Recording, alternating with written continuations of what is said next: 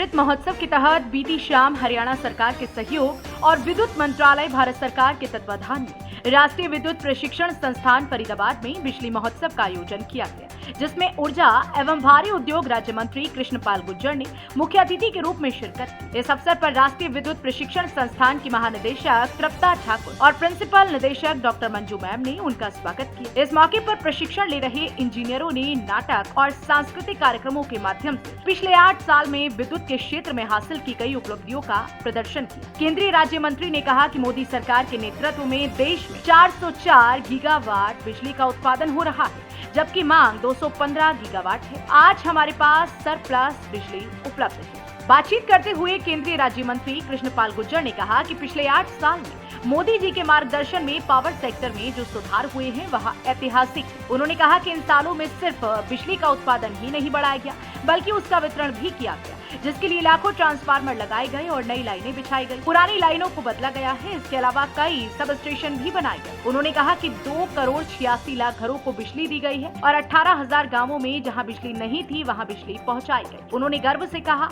कि आज देश में 404 गीगावाट बिजली का उत्पादन हो रहा है, जबकि मांग 215 गीगावाट। आज हमारे पास हर प्लस बिजली उपलब्ध है। उन्होंने कहा कि बिजली आती है, वहीं शहरों में 23.5 घंटे बिजली मिल रही है। उन्होंने कहा कि पिछली सरकारों में 6 लाख LED बल्ब बांटे गए, जबकि मौजूदा सरकार में उजाला कार्यक्रम के तहत 34 करोड़ LED बल्ब बांटे गए। इससे देश की जहां एनर्जी बचाई गई, वहीं कार्बन उत्सर्जन को भी कम किया गया। उन्होंने कहा कि आज दूसरे देशों में भी बिजली दी जा रही है और आज स्मार्ट मीटरिंग हो रही है और बिजली के नुकसान को कम किया जा रहा है। हरियाणा का जिक्र करते हुए उन्होंने कहा पिछले 7 साल में मुख्यमंत्री मनोहर लाल खट्टर के नेतृत्व में प्रदेश के 6500 गांवों में से 5600 गांवों में 24 घंटे बिजली उपलब्ध है। आज गुजरात के बाद देश में हरियाणा को दूसरा रैंक प्राप्त है और यह सब बिजली के क्षेत्र में ऐतिहासिक काम करने की एवज में उपलब्धि हासिल हुई। देखिए, पिछले 8 सालों में 2 करोड़ 86 लाख घरों में बिजली दी गई है।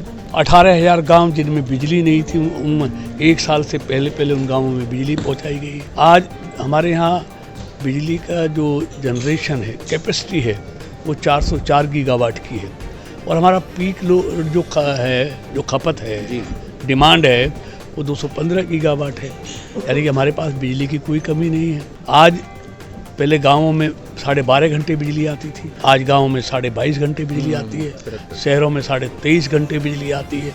मतलब ये सारा काम पिछले 8 सालों में करके दिखाया कि 2030 तक हमको 500 गीगावाट बिजली का एनर्जी का बढ़ाना है। और मोदी जी जो लक्ष्य तय करते हैं, मोदी जी की सरकार उसको समय से पहले अचीव करते हैं। आज देखिए, हरियाणा में पिछले 7 सालों में मनोहर जी के नेतृत्व में 6500 गांव, जिनमें से 5600 गांवों में आज 24 घंटे बिजली आती है। और जो पूरे देश में जब बिजली, हर प्रदेश की रैंकिंग होती है बिजली सेक्टर, पावर सेक्टर में, तो हमको ये खुशी होती है कि हमारा हरियाणा वहाँ दूसरे नंबर पर खड़ा है। दक्षिणी हरियाणा A+ में है और उत्तरी हरियाणा A में है। मतलब गुजरात के बाद हरियाणा का स्थान आता है।